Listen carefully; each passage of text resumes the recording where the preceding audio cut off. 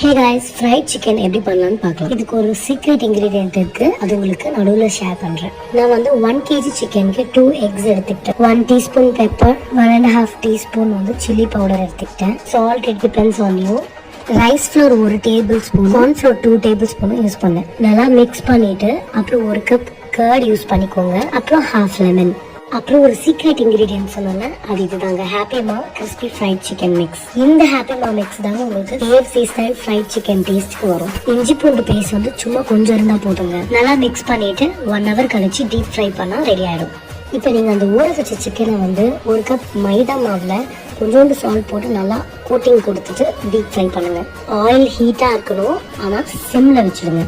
Chicken நல்லா அப்பதான் ஜூஸியா கிடைக்கும். கோல்டன் ப்ரௌன் வந்தோடனே அதை சர்வ் பண்ணலாம். நம்ம நிஜமாவே KFC ஸ்டைல் கிறிஸ்பி சிக்கன் இது. நீங்க இதை ட்ரை பண்ணிட்டு மறக்காம எனக்கு கமெண்ட் செக்ஷன்ல மென்ஷன் பண்ணுங்க. Okay guys, see you in my next video. Bye bye.